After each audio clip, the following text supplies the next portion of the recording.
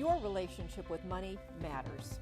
I'm Michelle Perkins, and this is the Money and You podcast, where I will be breaking down your relationship with money, offering tough love money tips, and a money dating plan that will focus on lifting the barriers to success to help pave the way for better money practices and increased wealth. It's time to take control to live a limit-free life. It starts today. Hello. Welcome to the Money and You show. I'm Michelle Perkins, your host. And we on this show like to break down your relationship with money. Sometimes we talk about careers because how you earn a living is super important. And then we talk about all other aspects of money as well, the beliefs and thoughts and patterns you have around money and just what to do with that, whether or not that's serving you or not serving you, and how you can improve your financial life and your life in general by working on that particular relationship. So today I have a fantastic guest. I'm so excited. I think I've asked for years now if Lisa Thomas could come on to my show. And so finally, we have Lisa today to talk about all kinds of super deep and interesting things around money beliefs. And you're going to absolutely love her and love the conversation. So before we jump in, I wanted to just talk a little bit about, I talk all the time about money relationships, and sometimes I wonder, is anybody else talking about it? So I Googled that, and turns out articles in Psychology Today, articles in Forbes, everybody's talking about it. And so it's a very much more widespread kind of information than there used to be on the topic. And I wanted to just read a couple of things from a Forbes article I read that talks about, in a 2018 survey, little over half the respondents said they strongly believed that their spouse or partner was honest with them about money. The article went on to talk about how arguing about money early in a relationship has been found to be the number one predictor of divorce, which I thought was interesting. Just a lot of talk about why understanding your relationship with money and having a good relationship with money is important. And, financial wellness is important to our overall well-being, and that having a healthy relationship with money makes us feel satisfied and not overly stressed out. A 2015 report showed that money is actually the leading cause of stress for adults. So I thought that was interesting. I would not actually, I know it's a stressor, but I wouldn't have thought it was the top one, actually. We can be led to believe that money is the source of increased happiness. This one I find fascinating. There was a study, and I think this is talked about in the Science of Well-Being course done by a Yale professor, and you can find that on Coursera if you want to just take that course for free. And a 2018 study by researchers at Purdue University showed that individuals with an annual income of $95,000 reported the greatest level of overall life satisfaction and happiness. They also found that additional income beyond that actually didn't contribute to happiness. Other things did, but not more money. So as much as we think that more money means more happiness, the science has found that it does not. So all of this to me is just super important and interesting, just to help you create the life that you want to create. So to that point, Lisa Thomas helps people every day to create the lives that they truly want. And I want to bring her on to talk about her expertise in this area of money and limiting beliefs. So I'm going to go ahead and introduce Lisa Thomas, who is a sought-after epigenetics expert, speaker, author, and transformational leader who contributes to society by facilitating accelerated healing. She has helped thousands of people worldwide achieve their business and life goals by releasing inherited emotional DNA, such as fear of success, fear of failure, anxiety, procrastination, fear of public speaking, limiting money beliefs, relationship drama, and business stagnation. Lisa achieves this through private coaching, small group programs, infinite opulence, healing activation products, and her soul awakening method certification for healers. She lives in Los Angeles, California with her husband and family.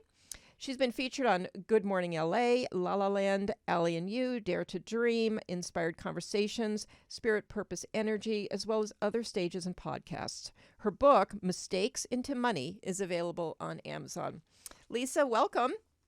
Thank you. I'm excited to be here. I'm so excited to have you here. And I have worked with Lisa. She is truly amazing. And she she doesn't.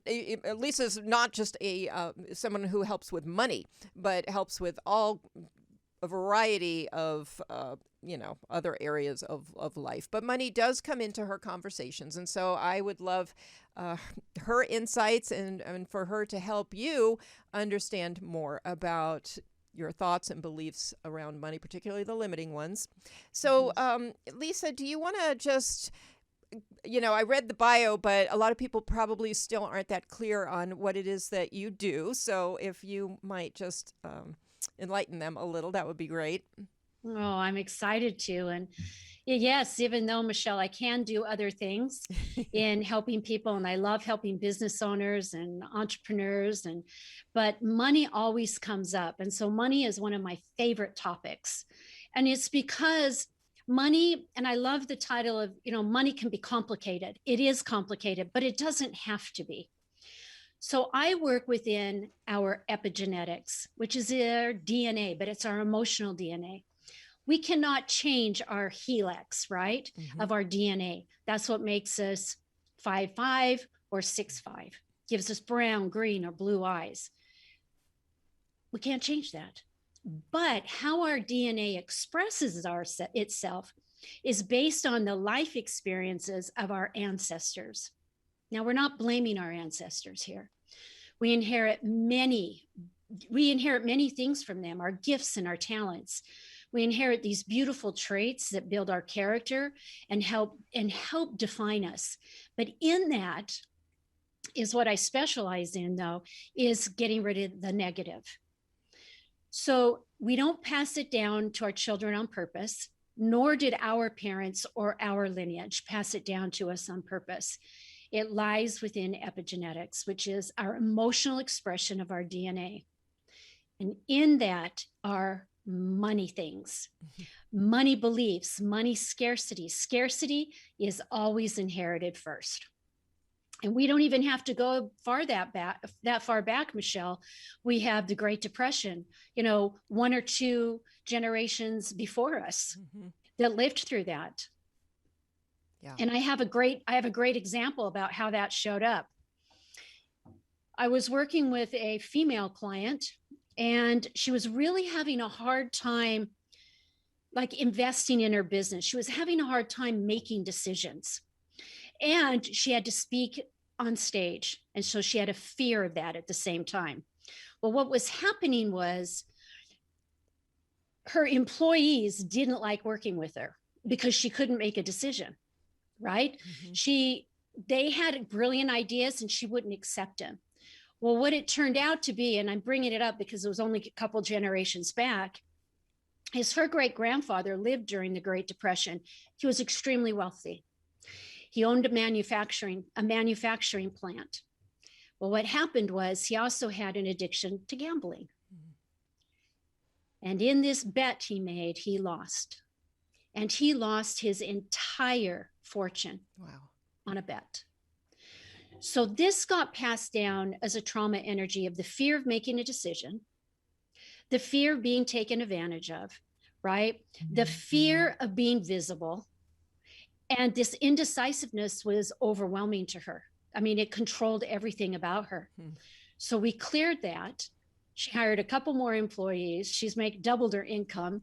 And it's simple things like that that really make a difference in our life because we don't have to hold on to them. Yeah, that is so fascinating. And you speak about what you do so naturally because obviously it's what you do. So when you say things like we cleared that, that can be a little mysterious to people. I like it. You don't have to get. I agree. I agree. And so I'm just to say that I have worked with you, and it didn't make as much sense to me until I sat down with you and did some of that work, and then it made perfect sense. But so to some extent, I think people actually just need to try it to see what it's all about. And I can explain it in more detail. Sure. Okay, so scarcity has a vibration to it. Shame has a vibration. Every word in the dictionary does. Now, each one of these vibrations is a megahertz. But you see, we don't live our life consciously or unconsciously by megahertz. We don't define our life that way, but we define them through words, experiences, and feelings. So when the subconscious, or there's an inherited pattern that gets trapped, like scarcity, like humiliation, like embarrassment and shame, right? The fear of making decisions, what that does is that vibrational energy stays within us, and it blocks us from being able to take action in our life. So I'll give you a visual here. The character in Charlie Brown named Pigpen, he walks around with this dust cloud all over him. And how I see it with my clients is, because of this cloud of vibrational energy, right? They're not able to see out clearly where they're headed. But even more importantly, people are not able to see them for who they are. And so what happens is, Michelle, they get themselves into situations, or they might have inherited a habit of overspending because they have a fear of having a budget, right? So they'll just spend what they bring in. Or maybe there's an inherited pattern of giving everything you make away, right, to family, because you're not worthy to keep it. Right. So those types of things is what the subconscious will let go of. I say we release, but really it's the client's body that does it, because I'm working within the subconscious. The subconscious wants to help. It wants to protect us, and it wants to help us. It's fascinating. I mean, it truly is. You found yourself in a really interesting world, and an interesting, career that you've created for yourself. One of the things, and I want to get into more of the details of what you see with clients, and the types of limiting beliefs and where they come from, and what you do with them. But I'm also interested, because of the choice that you made to go into this profession. How did you have to deal with some of your own money beliefs? I know in the healing world, there's a lot of distress around charging people for services. Extremely. Do you want to just comment on that? And when someone has a natural gift, right, to give or to help, we feel like, all right, we have to do that because it's natural to us. We just have to do it because it was a gift from God. Well, this is what really helped me, because I struggled in it for a long time. And I really put it out there to the universe.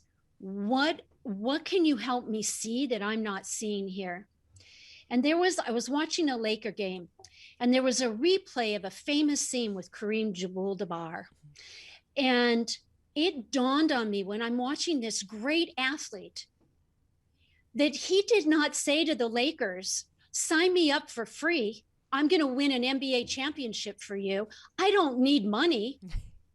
Says no athlete, says nobody in that realm. So why should I? Because what happened, Michelle, is I gave it away for free for a long time, because I was just honored to help people. But I woke up one morning and I thought, I don't feel good. And I don't feel like doing anything today. And I realized it was because there was not an equal exchange there. Right. And those two things were turning points for me. And then I noticed them within my clients, and I could clear that belief that they aren't worthy of making more. You see, we really get tripped up in a limiting belief that we're not worthy of more, especially if we're bringing in a decent income. Yeah, very interesting. And you've expanded the number of people you can work with and how you work in so many ways that could never really have happened if you, I think, had been able to stay just giving it away. I mean, one by one, that would have never happened. It couldn't have happened because it was limiting myself. And entrepreneurs and business owners, all of us, we can limit our expansion because we don't have a belief we can do more. We get inherited overwhelm or the pattern of people pleasing. And I always tell my clients, Michelle, that people pleasing is a gift. It's just out of balance.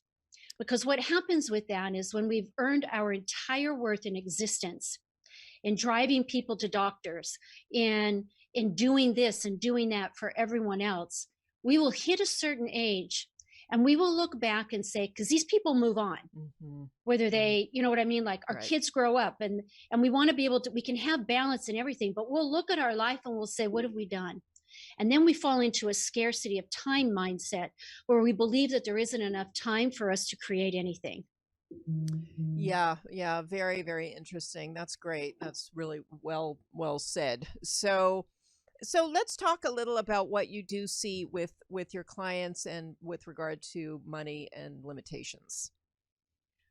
Well, I work with people one on one.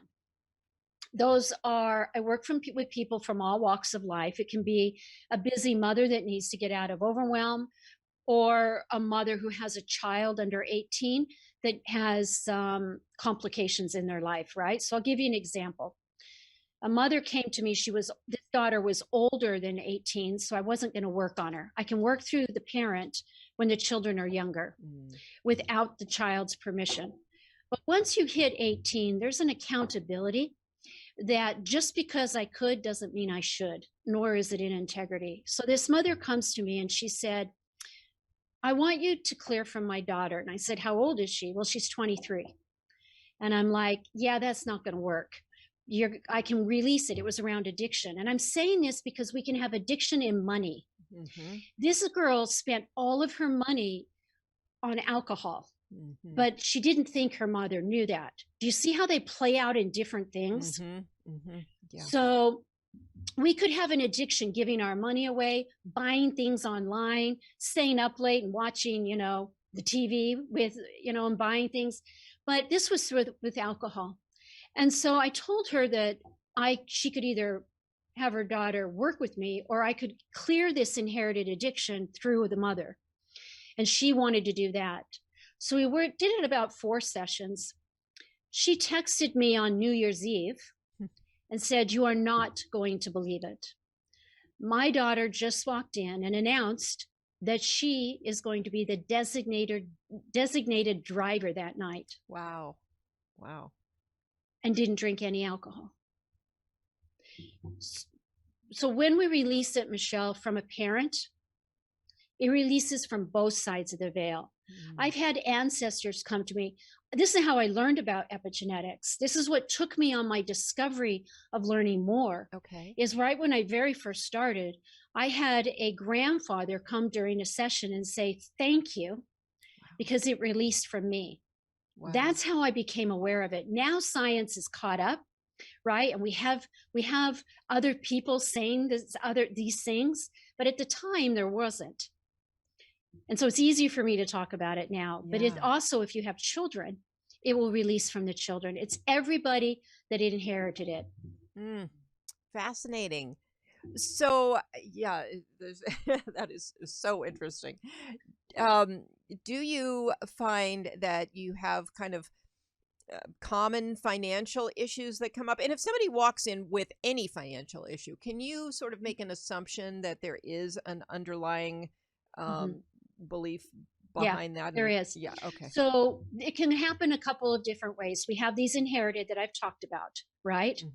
And in that can come in that service or those spiritual people, because if you had religious ancestors and they had a belief, right, that you can't charge for a God-given gift, then you're going to inherit that too. And it's going to be a struggle. It might not be conscious about that, but you're going to have a hard time taking action in a business. Right. Okay. Right. But this is the other way it happens. We can hear conversation around a dinner table around money, Michelle. I'm sure it's come up on your show before, but what about those times where you asked mom or dad for something, that maybe you wanted to go to camp, summer camp, and you wanted a new Easter dress or whatever it is, right? And you're told that there wasn't enough. What about those Christmases where there isn't enough to buy presents, right? And the child feels like, well, wait a minute, Santa Claus is real for everybody, but for me? Right. Like those things really impact us. And as we can, as adults, figure it out. We cognitively figure things out. But when the energy vibration of the experience is still within us, we will always hit those walls. Yeah, that's fascinating. And in that same Forbes article that I was reading from earlier, they did talk about how really from the age of 3, you can be sitting around the dinner table and start hearing things about money and actually take those in. Even though you don't really know much about money, but it doesn't take being an older person. So, and it creates a belief. Yeah, exactly. The other one that's common, and this is with especially with successful business owners. They can be making, anywhere from 500 and above. Okay. And all of a sudden they get this belief that it's good enough. Mm-hmm. And yet their company is growing. And so they'll do things to, like, they won't take action in some things that they need to do, but they can't figure out why. Right. Well, what I have found almost 9 times out of 10 is there is a family member, a parent, a sibling who will ask to borrow money. Mm. Or if the other siblings know you have a lot of money, they're going to expect you to take care of mom and dad and not contribute. Mm. It's the expectation that your wealth has to be shared. Mm-hmm. Will really limit people. And do you think that comes from within them usually, or is it actually an external expectation? It's real? both. Okay. Okay, it's both. Because they could have experienced that. They could have an inherited fear. This is the thing about money. There could have been a trauma. I've actually come up with someone, and lineage, or I should say culture, plays into this too. Yeah. So the Asian culture will often be fearful, okay, around money. Or they'll want to, it's innate in them. And I have actually found royalty in a client of mine, and they were killed because of their money. Wow. And they knew the story. It was like they knew the story. Hmm. And so what happens is, even if we're not mindful of it, it impacts our ability to be visible and go out in the world. So if somebody is on a big mission and they believe that they're here to make transformation in other people's life, but they have a fear of being seen because they make money, Mm-hmm. right? That they're not safe. Mm-hmm. They might not know they don't feel safe, but what will happen is you will see it in the decisions they make and the actions they do not take in their business. Oh, interesting. Yeah. So if you go back and take an inventory of the things that you decided to do and the things you decided not to do, that would be a pretty interesting. Because we can rationalize ourselves all the time. Of course. Yeah. So that's kind of the group that is resistant to making more money. And then, I was reading the article about the 95,000 and above doesn't really add to your happiness. So what about those people who are just, they can't get out of the chase? It's always, there's never enough. It's always got to be more. Yeah. That's very real, isn't it? Yeah. Yeah. It is.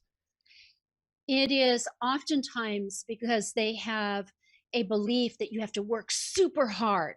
You have to strive to make money. So it's 2 parts. You have to work really hard to earn your money, and you have to make a lot of money to prove, right, that you've accomplished something in your life. Yeah. It gets complicated. Yeah. Mm-hmm. Yeah, it is fascinating. I have a client too who talks about how her identity is so tied up with her ability to make money. And she actually probably doesn't need to work nearly as hard as she does. But then when she doesn't, she just feels like she loses her identity. So it isn't even about the money. It's so tied to that. So interesting. It is. It's tied to that. And it gets hard because so we're born with like a different energy archetype, so to speak. Mm-hmm. Well, in human design, there's a couple archetypes of, one is a generator and one is a manifesting generator. And it's based on your time and birth and things like that. Well, if you're either one of those, then work comes natural for you. Mm-hmm. Work is something that feeds your soul. It generates, see the operative word there? Energy for you. Mm-hmm. So it gets, by releasing unworthiness or having to prove your worth, it allows you to do your work, to be restored energetically and not feel burdened by it. Interesting. Yeah, I can see a little of myself in there. That's interesting because I do enjoy work. People will ask me, I don't have a big desire to retire and not work. I just don't. I like it. I like working. Right. I've worked since I was young. So, I like that part of it. What I don't like is I do have some of that belief also that the harder, it's just what I grew up with, is the harder you work, the more money you make, which is an absolute myth. It is a myth. Yeah. Okay. I have an example. Great. How earning your worth, right, impacts our bodies and our life. This was about, I'd say, 6 generations ago. And this guy was a farmer, but he worked on other people's land. And he was known in the town as being the hardest worker. He would work late. He got to where, as he got older, he was constantly in pain. Oh, but he wore pain as a badge of honor, see?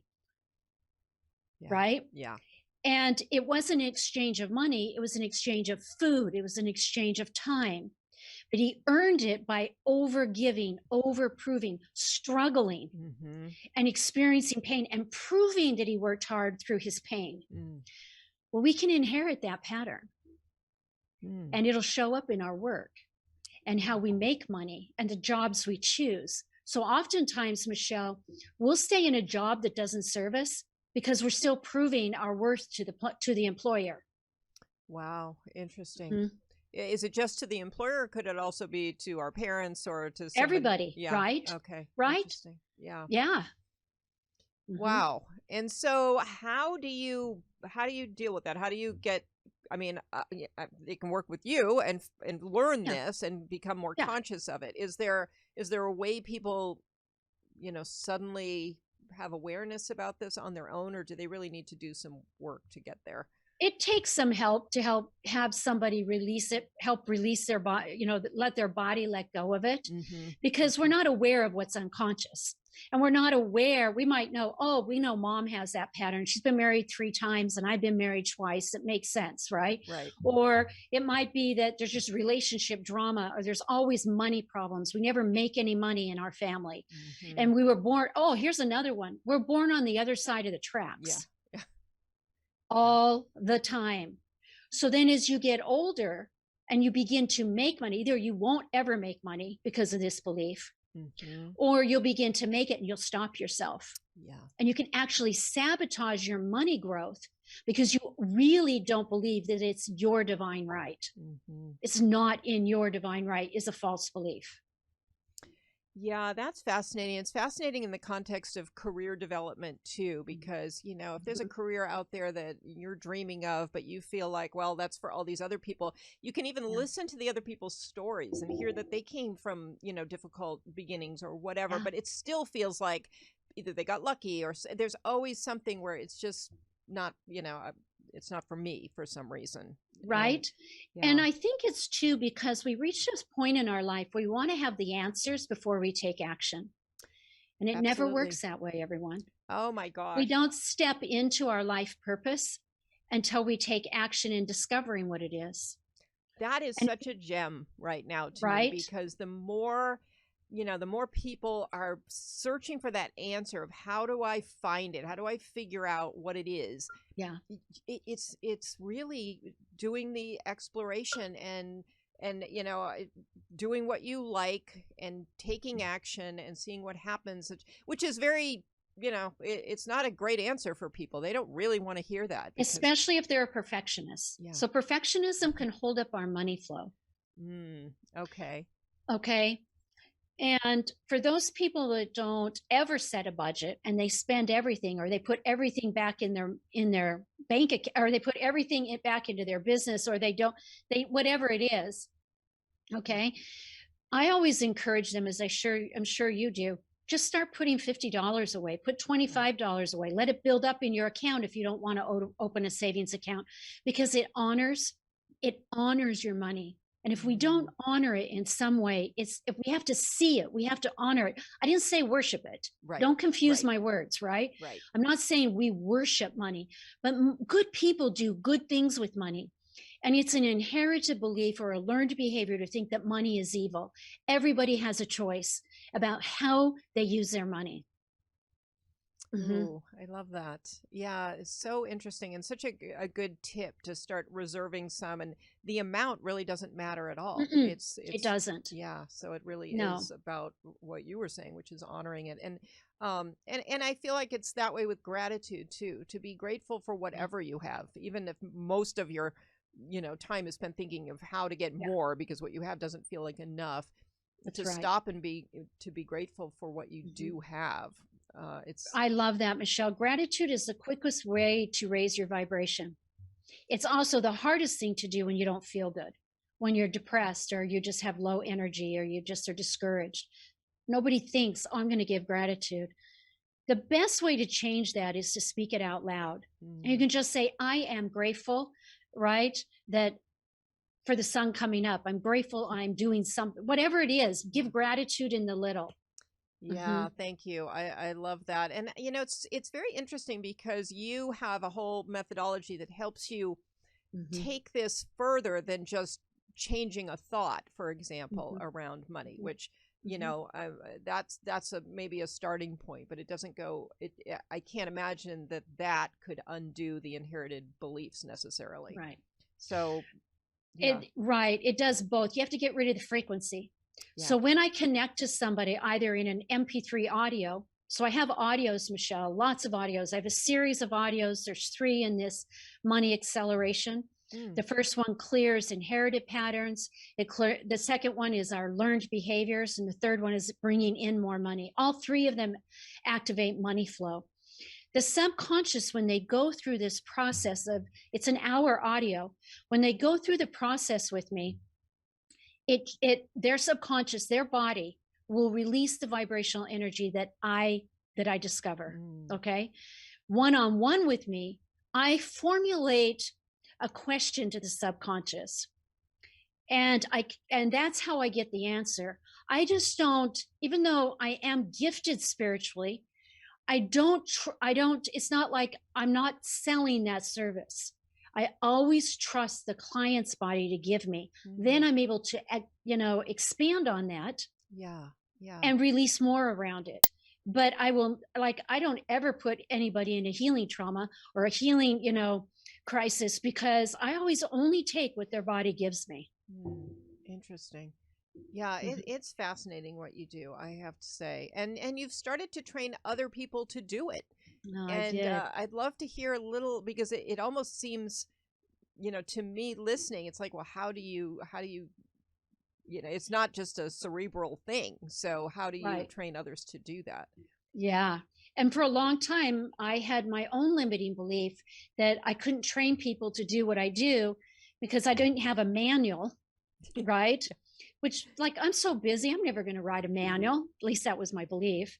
And so it took me a long time to get out of that until I really realized that was just a story that I was telling myself. So I have 2 ways that teach people how to do this for themselves. One is a video series that you watch. It's 4 hours long. It gives you great PDFs and descriptions on how to identify it for yourself and release it for yourself, inherited patterns and learned behaviors. Then I have where I certify and train people. And these, Michelle, are people from different professions and walks of life where they really have that they feel powerful around helping people transform. I've certified an MD pediatrician, 2 doctors of psychology, as well as women and men in that next stage that just want to add to something they're already doing. Or they always felt called to be a healer in some way. Or maybe they've studied other things, but it never really created a business or the transformation they wanted in others. Wow, yeah. I think that's fascinating. And so do you have to go into this feeling like, I know that I have this gift already, or? It will help you develop it. Okay, wow. Because I teach them how to connect with the client's body. Now I teach first how to do all sessions remotely. All of them are over the phone. Wow. Okay. And that's a big difference for people. If you can, just getting over that one hurdle, that gives you the ability to work with people all over the world. Right. Because that's what I do. And if everybody had to be in person, that would be an awful inconvenience for people. Yeah. Yeah. Yeah, I think that's fascinating. And I think it's beautiful because now so many more people also can learn from you and tap into that. And I wisdom. just started a new group. We're going to be taking the second class is on Wednesday. So if somebody's still interested in the audience, reach out to me.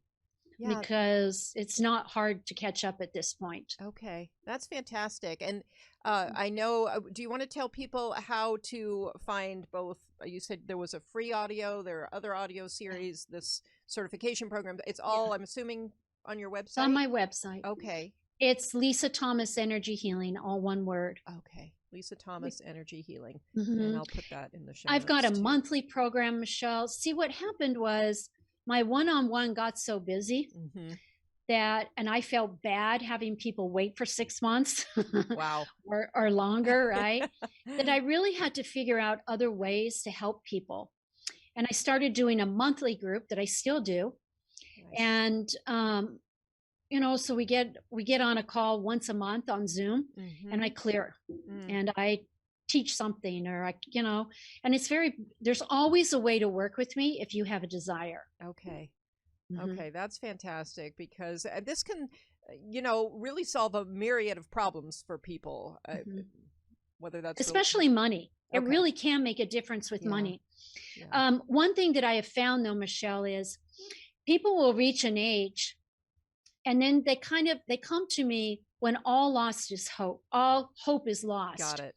Yeah. And they'll reach out and say, okay, I need that gem, Lisa. I need you to clear this. I don't do one-off sessions anymore because I can't clear a life pattern as well as an inherited pattern in 1 hour, right? Right. But they'll come to me and I've learned to ask some real clarifying questions. What do you do right now to bring in money? And you would be surprised. Oh, I'm not working. I'm on disability. I haven't worked in years. Yeah. Yeah. Well, that's a hard thing to have to say to somebody. If you can't take action in bringing it in, you know, the lotto is not going to bring in that money to you. Right. Right. Like, I'm not Tinkerbell and I'm not, you know, the leprechaun that's going to drop a gold bag on your doorstep. But we can get to a point, and I have great compassion for them, because we can get to a point of desperation where we really feel that all hope is lost. Yes. Yes. Mm-hmm. And would you say, I mean, you mentioned that, but would you say that's late in the game? Like, people should be coming to you sooner than that before they feel so desperate? Or what I'll find is, it's not that I won't work with them. Right. I can't say they're my ideal client. Okay. Right. But what I will encourage them to do is we need to clear the block to being happy where you are, because that's that false belief that more money brings happiness. Yeah. And the reason that 95,000 group is so happy is because they have found happiness. They're grateful for the little things in their life. You know, maybe they go camping. They don't have to stay in a 5-star hotel, right? They don't have to go to Bali and spend 10K on a trip, right? Or, you know, for 10 days or a month. They find happiness and they go out and play ball with their kids and they engage in life. Right. And we're so trapped up in making money that we can't spend time with the people we love. There's a big disconnect there. Yeah, which brings up an interesting point, because during the pandemic, people did find so much joy. The blessing of that pandemic. That's right. And I'm wondering what people are coming to you now saying post-pandemic, like how they might want to be changing their lives, and if there's. I hope they are. Yeah. I hope parents are really seeing how happy their kids were around a dinner table, how much they could the parents could step into parenting and enjoy it. How kicking the ball out in the middle of the street was fun with your kids. Yeah. Putting the puzzle together with them and finding things to do. I hope we don't forget. I agree with you. And as you're talking, I'm thinking, wow, just kind of letting go of that need to work all the time, that obsessiveness about, you know, how can I earn more and things like that. I mean, there's a place for that, but to let go of that and allow these things to come in, I'd be fascinated to see if how that works, you know, if it actually works better. Yeah, and we can inherit that pattern of having to be right, having to do it one way, we can only make money one way, or right, or we have to work from 9 to 5. Well, the millennials are teaching us differently right now, because they're saying we're not coming back, and they're willing right now to take jobs for less pay to have the freedom to be on the road. Yeah, it's so really a fascinating time. And do you think in a way that's clearing? I mean, are they clearing themselves with these new decisions? Yeah. Yeah. Absolutely. Yeah. That's the most fascinating thing to me. Well, I can't keep you much longer, but do you want to just again let people know how they can reach you? And I would really encourage you to access Lisa's free Mhm. audio Yeah, it's and a get a free little money clearing, experience. everybody. Yeah, free money clearing. How Mhm. great is that? Mhm. So, yeah, And yeah, and you can always hop on and schedule a 15-minute assessment with me. It's not a healing, it's not a clearing, but I can identify what you need help with and I can give you, various tools for you to access. yeah, I would encourage you to do that too, because this is different. This is, Yeah. we might be familiar with therapy, for example, or coaching, but this is Mhm. unique and really special. And Lisa has amazing results with people.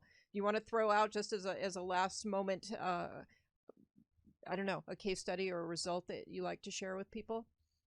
Well, I've been able to help coaches in business because as a coach, you get very frustrated, right? That people can't pay you. So we got to clear that block, as well as people won't take action when you give them something to do or you give them an insight. That's very hard to feel like you're a successful coach.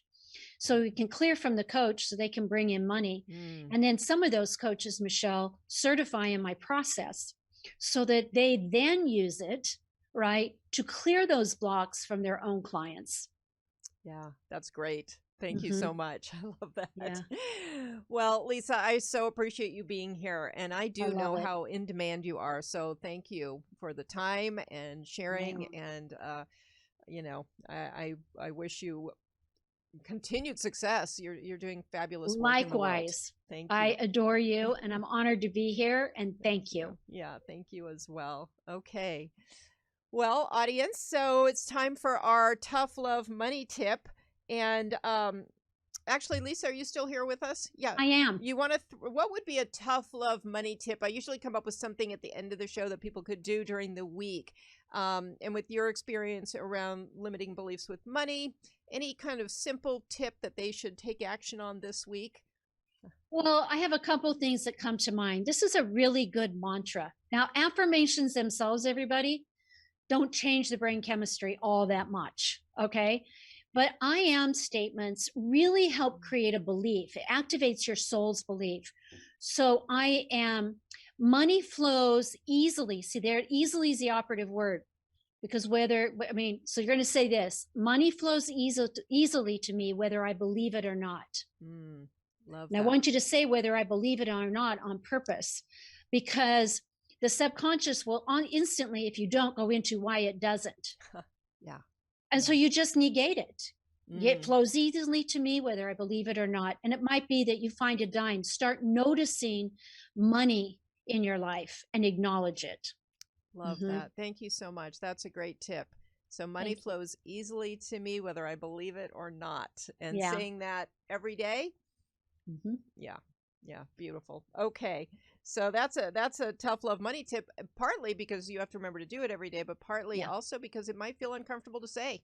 So, do it anyway because this is how you begin the change. So, all right, Lisa, thank you again. And listeners, thank you so much for being here. We love having you. You can find us Monday nights at 7 at ubngo.com, and you can find the show on all the podcast platforms, iHeartRadio, Spotify, Apple Music, everything, and also on the Limit Free Life YouTube channel.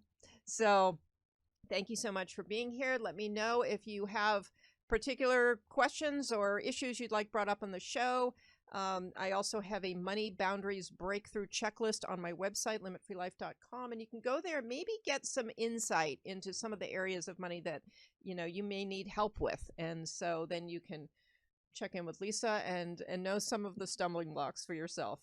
So thanks so much. See you next week.